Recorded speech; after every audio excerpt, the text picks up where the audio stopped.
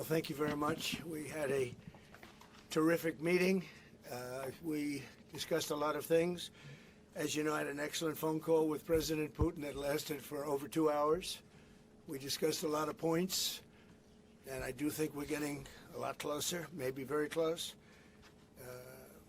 The President and I just spoke to the European leaders. They were President Emmanuel Macron of France, President Alexander Stubb of the Republic of Finland, President Karol Nawrocki of the Republic of Poland, Prime Minister Jonas Gahr Store of the Kingdom of Norway, Prime Minister Giorgia Meloni of the Italian Republic, Prime Minister Keir Starmer of the United Kingdom of Britain and Northern Ireland, Chancellor Frederick Mertz, the Federal Republic of Germany, Secretary General Mark Rutte, the North Atlantic Treaty Organization, NATO, President Ursula von der Leyen of the European Commission. We spoke to all of those great leaders. They're all great leaders. And we had a great talk with them after we were completed. We thought it was appropriate to speak with them. And our meeting was excellent. We covered, somebody would say 95%. I don't know what percent, but we have made a lot of progress on ending that war, which is really certainly the most deadly war since World War II, probably the biggest war since World War II. And I want to thank Steve Witkoff, who's here, and I'd like to thank Jared, who's here someplace. Thank you, Jared. And thank you, Steve. What a great job you've done. Jared Kushner, Steve Witkoff, and Marco Rubio is here. Thank you, Marco. And Pete Hegseth is here.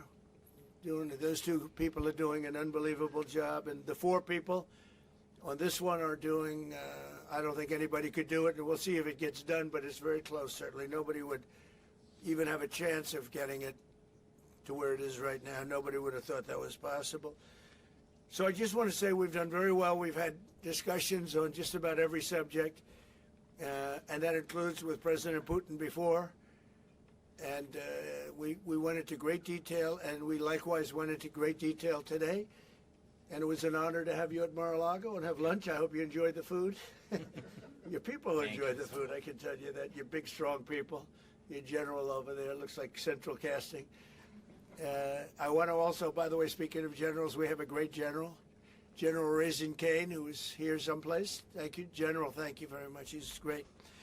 So, Mr. President, maybe you want to say a few words, and then we'll speak over the next couple of weeks. We'll speak probably quite a bit, but we'll speak tomorrow. Thank you very much. Appreciate it. Thank you so much, Mr. President. Thank you. Thank you for everything. Dear colleagues, first of all, I would like to thank President Trump for a great meeting at this amazing place in his home in Mar-a-Lago.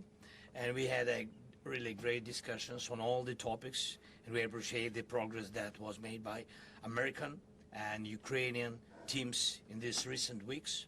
Special thanks to Steve Witkoff and Jared Kushner, and thank you to for their engagement and full commitment, and also to our team, and first of all to Rustem Umerov and General Gnatov, and to all our teams. And we discussed all the aspects of the peace framework, which includes, and we have great achievements, 20-point peace plan, 90% agreed, and U.S.-Ukraine security guarantees, 100% agreed. U.S.-Europe, Ukraine security guarantees, almost agreed.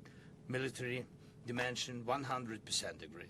Prosperity plan being finalized, and we also discussed the sequencing of the following actions. And we agree that security guarantees is the key milestone in achieving lasting peace, and our teams will continue working on all aspects. We also had a joint productive call with European leaders, like President Trump said already, and a lot of leaders, including NATO and the EU.